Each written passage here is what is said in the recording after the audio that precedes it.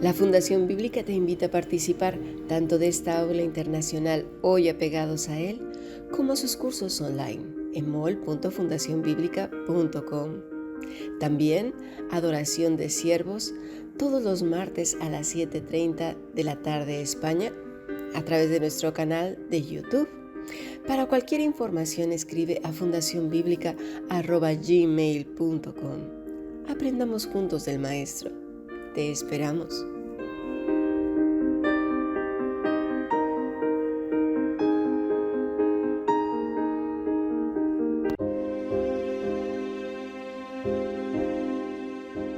Escribe al ángel de la iglesia en Sardis, el que tiene los 7 espíritus de Dios y las 7 estrellas, dice esto: Yo conozco tus obras, que tienes nombre de que vives y estás muerto. Sé vigilante y afirma las cosas que están por morir, porque no he hallado tus obras perfectas delante de Dios. Acuérdate, pues, de lo que has recibido y oído, y guárdalo y arrepiéntete, pues si no velas, vendré sobre ti como un ladrón, y no sabrás a qué hora vendré sobre ti. Pero tienes unas pocas personas en Sardis que no han manchado sus vestiduras y andarán conmigo en vestiduras blancas, porque son dignas. El que venciere será vestido de vestiduras blancas, y no borraré su nombre del libro de la vida, y confesaré su nombre delante de mi Padre y delante de sus ángeles. El que tiene oído, oiga lo que el Espíritu dice a las iglesias. Apocalipsis 3, versículo 1 al 6. Hemos escuchado palabra de Dios.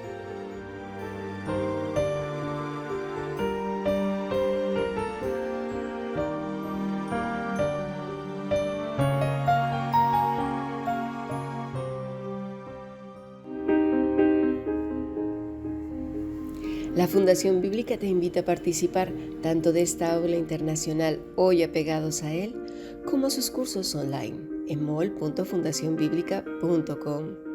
También Adoración de Siervos todos los martes a las 7:30 de la tarde España a través de nuestro canal de YouTube.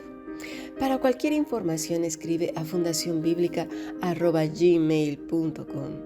Aprendamos juntos del Maestro. Te esperamos.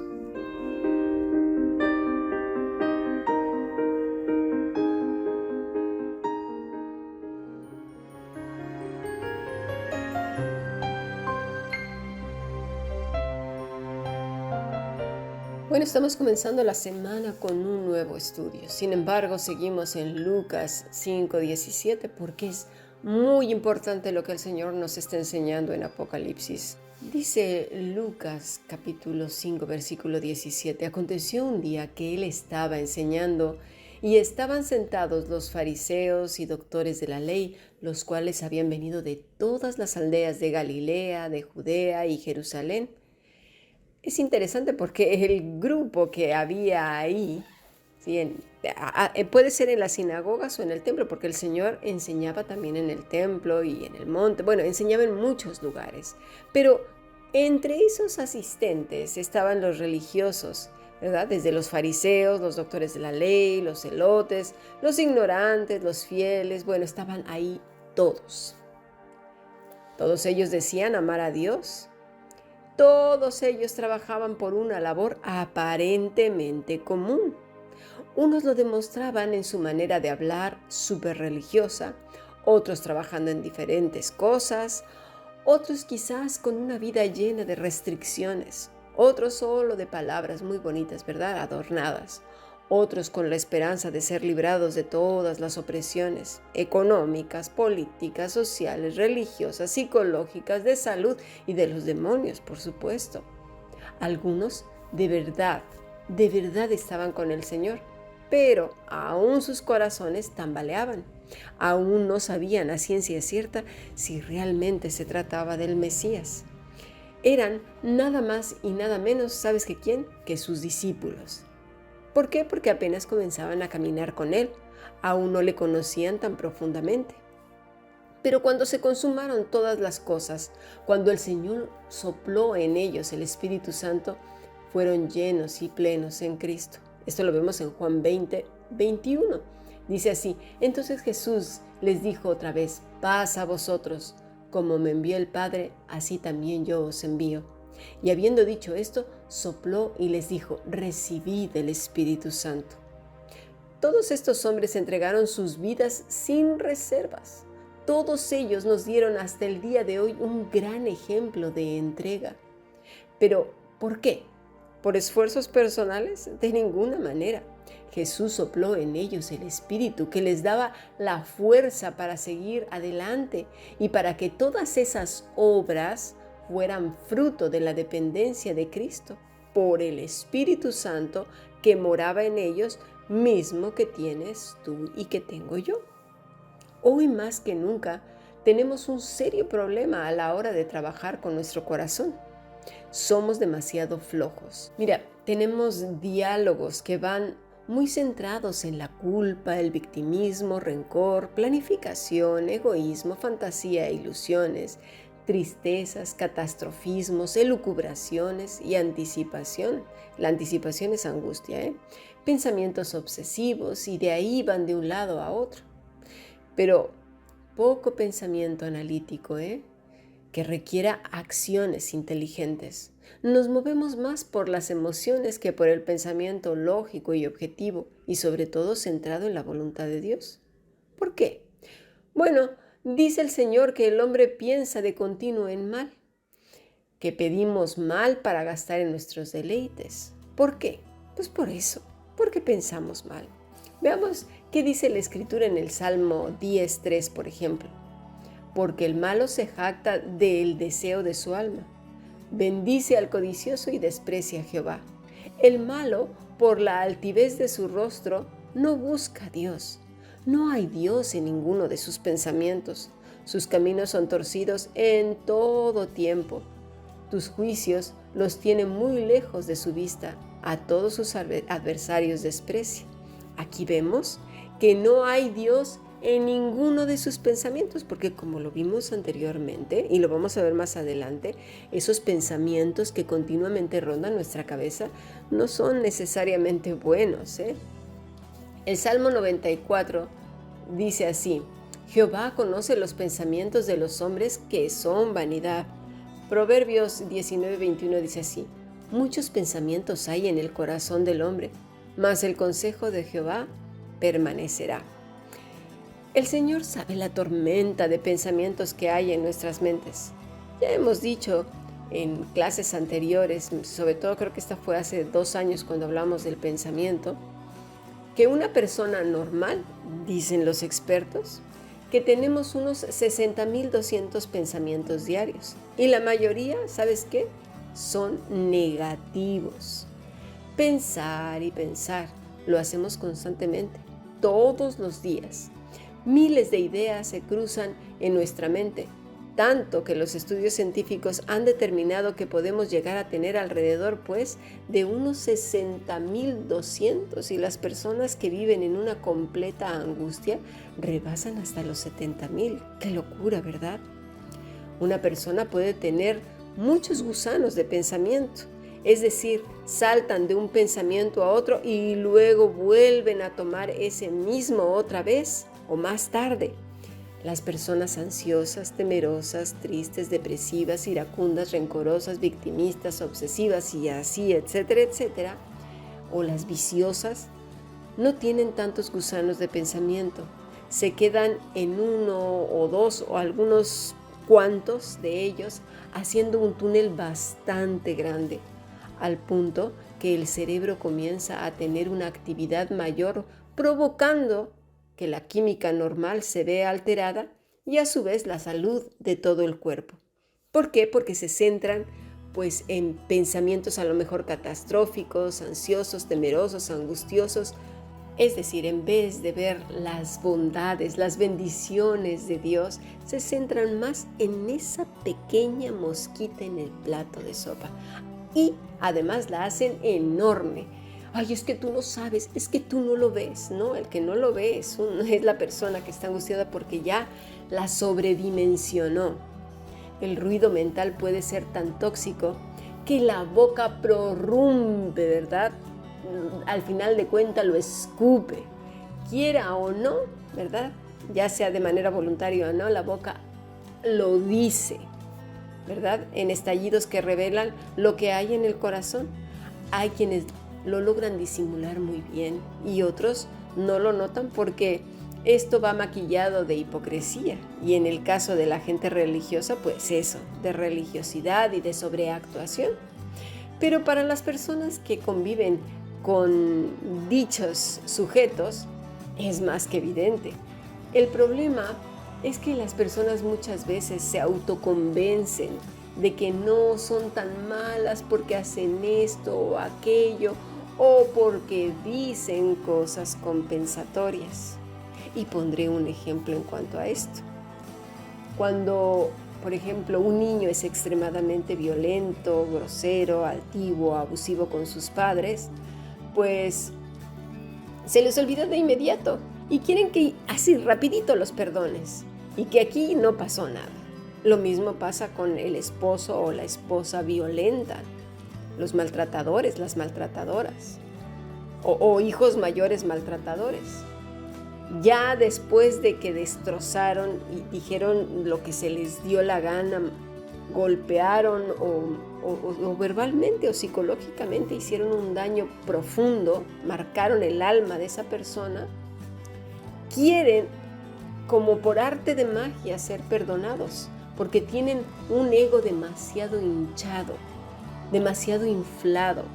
Creen que con palabras cariñosas o con un detalle o un chiste, como si aquí no pasara nada, se olvidara todo. Obviamente eso no borra el daño, por el contrario, duele aún mucho más, porque no se considera el corazón de la otra persona, ni el daño que ha causado.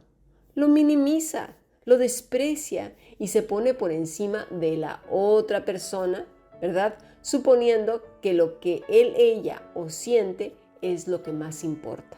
Total, ya pasó. Somos cristianos, ¿o no? Esa es una burla disfrazada de piedad, es menospreciar a la otra persona. Y es así que hacemos y tenemos actitudes compensatorias que creemos que por hacer tal o cual cosa o poner ojos de gatito, cositas así, ya resolvemos el problema. Pero aquí es con Dios, ¿eh? Ya no estoy hablando de manera horizontal, sino vertical. Ya hemos hablado que el pecado es contra Dios. Mira, recordemos a Pedro cuando negó a Cristo. No dijo, bueno, lo siento, ay, se me escapó, se me chispoteó, como decía el Chavo del Ocho, y se fue dando saltitos por ahí como si nada pasara. No. Lucas 22:62 dice así, y Pedro, saliendo fuera, lloró amargamente. Y no fue haciendo un drama, ¿eh? Mira, escucha, la palabra para llorar es claió, gemir, llorar a gritos. Y añade, picros, amargamente, violentamente, con gran aflicción, con sufrimiento mental. No hizo un show para demostrar un arrepentimiento, ni anduvo por las calles llorando como las plañideras o demostrando a los demás cuán arrepentido estaba. No. Dice, saliendo fuera, la palabra es exergomai, escapar, apartar. Salió de allí seguramente a un lugar para estar a solas con Dios, pero el corazón seguramente sentía que se le rompía de dolor, tanto que el Señor lo restituyó. Mira, en Apocalipsis 3:1, en la parte B, dice, yo conozco tus obras, que tienes nombre de que vives y estás muerto. Decimos que somos y no somos. La persona que pone sus pensamientos al servicio de Dios no vive locamente. Su pensamiento no es un coche con el acelerador a 300 kilómetros por hora en medio de la ciudad y aparte sin conductor, ¿eh? Es un pensamiento que se ciñe, que se cuestiona el por qué hace las cosas y piensa continuamente de manera inteligente. Pone el pensamiento a los pies de Cristo. Y conste que no estoy hablando de ayudar a la gente y esas cosas que se toman como buenas, ¿verdad? Como obras expiatorias, porque ya tenemos la respuesta. Nuestro grave problema, como ya hemos dicho, es que creemos que arreglamos nuestra relación con Dios siendo buenos, entre comillas, con los demás, cuando ese no es el primero y el más grande mandamiento? Vamos a pasar a nuestro siguiente podcast. Necesitamos analizar un poquito más.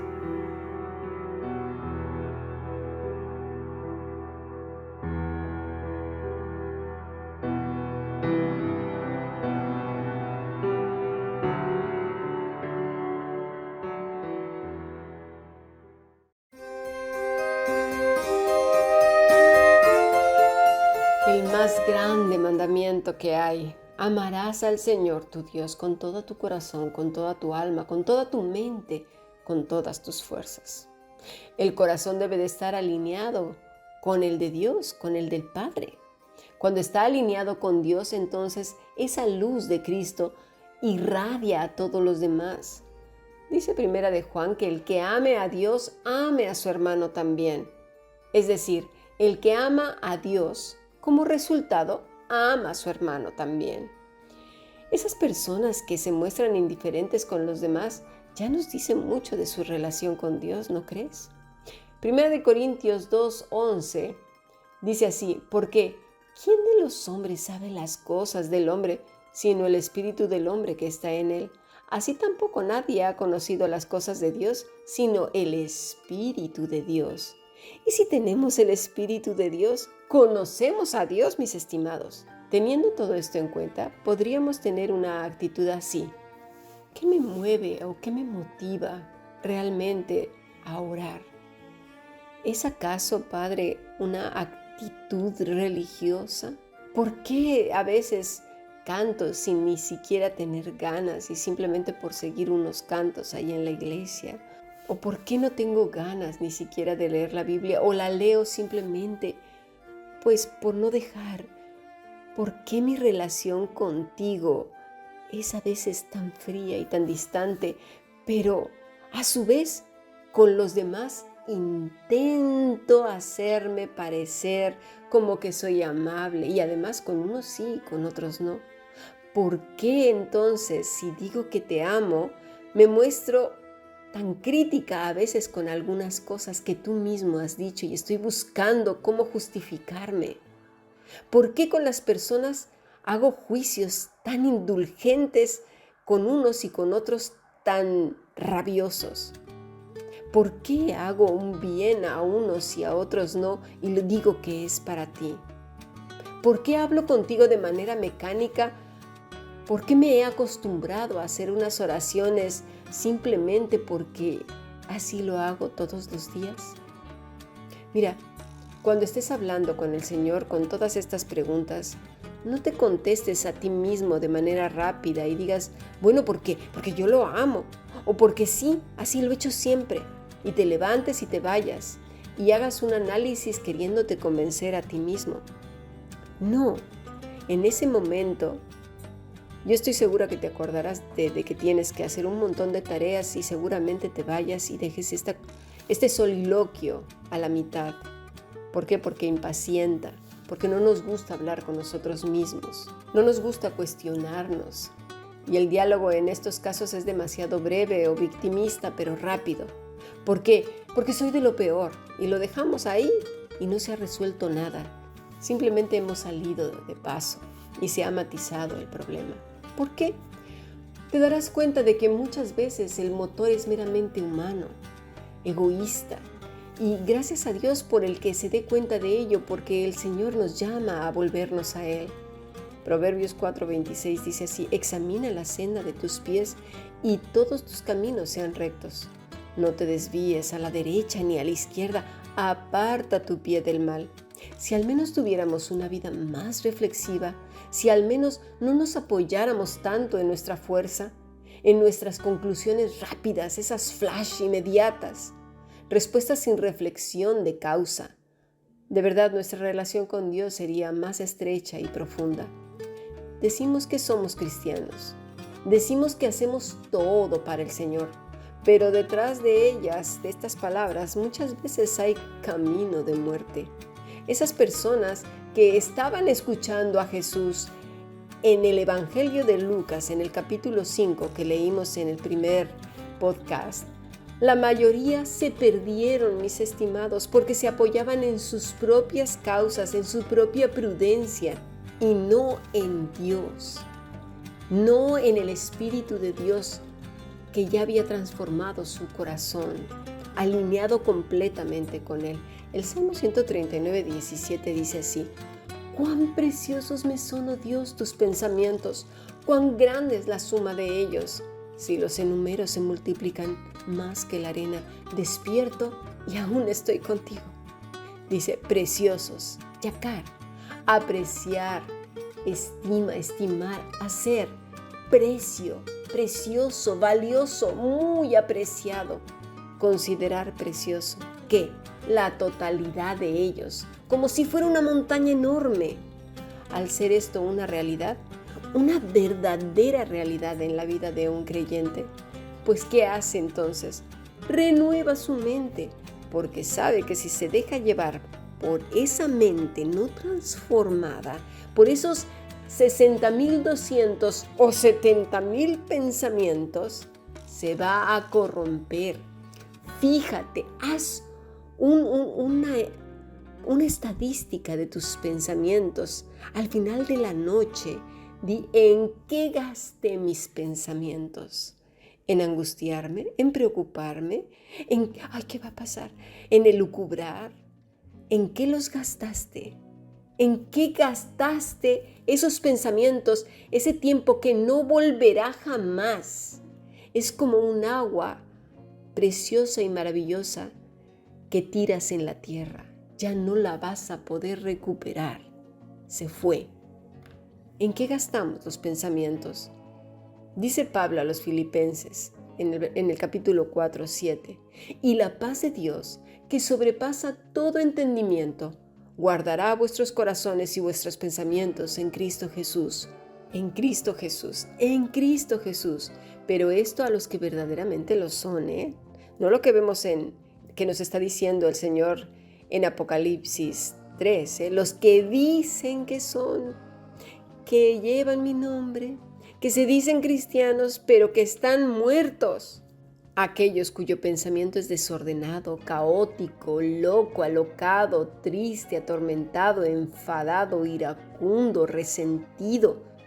No, lo que sobrepasa su entendimiento, ¿sabes qué son? Son un montón de problemas, elucubraciones, temores, enfados, iras, resentimientos, miedos, terrores, angustias, preocupaciones y una serie de etcéteras tremendo. La paz de Dios es con los hijos de Dios. Apocalipsis 3, 2 dice: «Sé vigilante y afirma las cosas que están por morir, porque no he hallado tus obras perfectas delante de Dios. Acuérdate pues de lo que has recibido y oído, y guárdalo y arrepiéntete, pues si no velas, vendré sobre ti como ladrón y no sabrás a qué hora vendré sobre ti». Velar otra vez, vigila, acuérdate, vela, dice el Señor. Observa en contraste con Filipenses 4:8. «Por lo demás, hermanos, todo lo que es verdadero, todo lo honesto, todo lo justo, todo lo puro, todo lo amable, todo lo que es de buen nombre, si hay virtud alguna, si algo digno de alabanza, mira, en esto pensad. Lo que aprendisteis y recibisteis y oísteis y visteis en mí, esto haced, y el Dios de paz estará con vosotros». Otra vez dice: «Lo que aprendisteis y recibisteis y oísteis y visteis». Lo mismo que dice el Señor: «Lo que has recibido y oído, y guárdalo y arrepiéntete». La pregunta es: ¿qué has recibido? Pues mira, el Evangelio, a Cristo, la buena doctrina, el pan de vida, el agua de vida eterna, la palabra buena, el bálsamo para tu alma y pensamiento. ¿Qué has oído? La voz de Dios cada vez que abres la Escritura, el perdón del Rey, la reconciliación por medio de nuestro Señor Jesucristo, el llamado al arrepentimiento y a enderezar nuestros caminos, a escuchar, a velar, a pedir perdón, a acordarnos, a guardar su palabra, a arrepentirnos. Lo que hemos recibido, lo que hemos oído, lo que hemos visto, a permanecer en Cristo. Estos son los vivos, a vivir caminando con Dios todo, ¿verdad? Lo que nos reste de vida. Dice así: he sabido de ti, dice el Señor, he ido, lo vimos esta mañana, percibir, reconocer, saber, entender. Esta palabra da a entender plenitud de conocimiento. El Señor tiene plenitud de conocimiento de quiénes somos tú y yo y cómo podemos falsear nuestra relación con Él, como lo hicieron esos religiosos que estaban ahí escuchando. Es urgente que nos demos cuenta. Mira, muchos se sienten orgullosos de los años que tienen de conocer el Evangelio y para vergüenza de ellos el Señor dice desde su santo cielo: estáis muertos.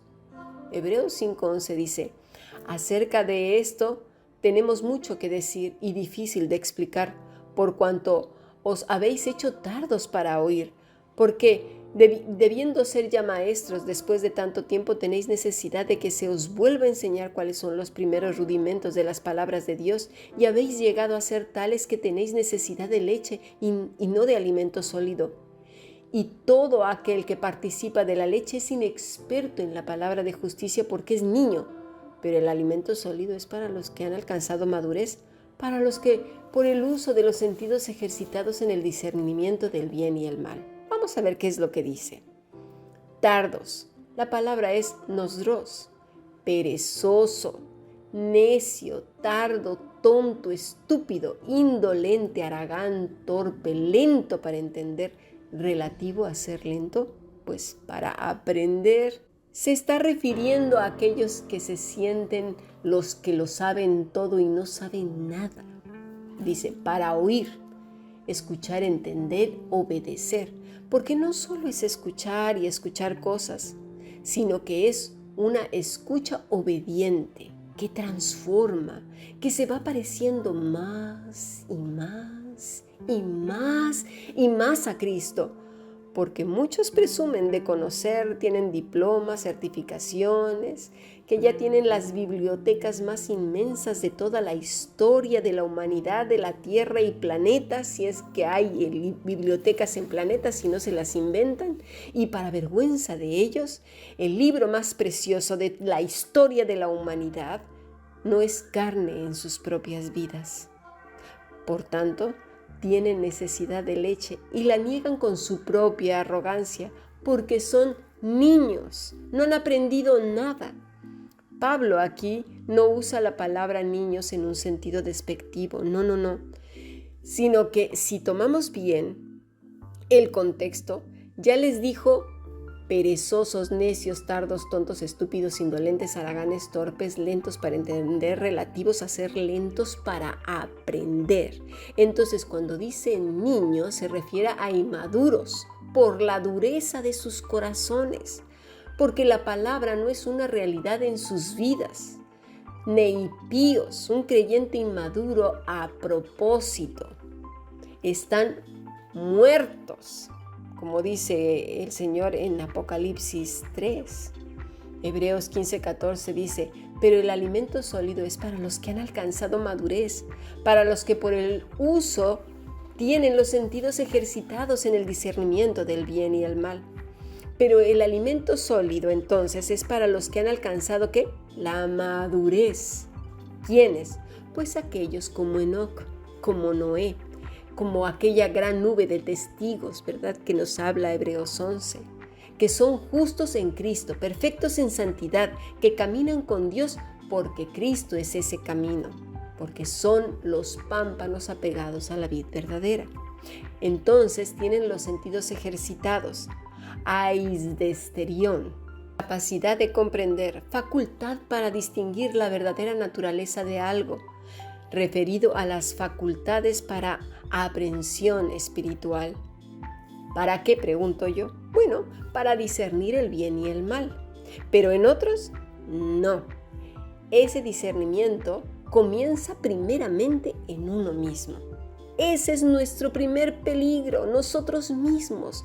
Nuestro enemigo a vencer es nuestro propio corazón. Queremos andar viendo los defectos de otros y hallando males en otros cuando nuestro corazón está más corrompido y muerto. Cuidado, dice el Señor en Apocalipsis 3:2, sé vigilante y afirma las cosas que están para morir, porque no he hallado tus obras perfectas delante de Dios. No está hablando de obras de fuerza, Está hablando de que nos hemos apoyado en nuestra propia prudencia, en nuestras propias fuerzas. Acuérdate pues de lo que has recibido y oído, de gente que ya ha escuchado el Evangelio, lo que está diciendo en Hebreos. Guárdalo y arrepiéntete, pues si no velas, vendré sobre ti como ladrón y no sabrás a qué hora vendré sobre ti. Nos pillará, de verdad a veces creemos que nunca nos vamos a morir, yo qué sé. El Señor nos va a pedir cuentas, nos pide cuentas todos los días. Despertemos. El comando despierta, o sea, sean vigilantes, es un llamado a revertir radicalmente nuestras actitudes. La congregación cristiana debe ser alertada de la gravedad de la situación. Su complacencia los llevó a abandonar su identificación con Cristo y su misión por Él. Esto es lo que está diciendo el Señor en esta iglesia. La situación es grave para nosotros. Nosotros somos esa iglesia también, pero no totalmente desesperada. Pero recordemos que el tiempo de gracia se acaba. No tomemos por tardanza la misericordia de Dios. Se deben tomar medidas inmediatas para fortalecer lo que queda. Algunas personas, aún es tiempo de salvación, claro que sí. Debemos tomar medidas rápidas y decisivas. De lo contrario, la muerte seguirá. Las obras de los sardos están en peligro de juicio porque Cristo no los ha encontrado completos a los ojos de mi Dios, dice así. Aunque esto podría referirse a la incompletitud en el número de sus obras, es más probable que se describa la calidad de sus obras. No están a la altura del verdadero amor a Dios con toda su mente, con toda su alma, con todas sus fuerzas, con todo su corazón, como dijo el Señor en Mateo 22:36, cuando se le preguntó: Maestro, ¿cuál es el más grande mandamiento de la ley? Jesús le dijo: amarás al Señor tu Dios con todo tu corazón, con toda tu alma y con toda tu mente. Este es el primero y grande mandamiento. Y aquel que tenga las obras más maravillosas del universo, si no cumple con este mandamiento, ya falló en todos los mandamientos. Que Dios nos ayude y hagamos realmente un ejercicio introspectivo, llevando el corazón a contraluz con Dios y que nos muestre y que nos examine el camino que estamos caminando. Sigamos aprendiendo. Bendiciones.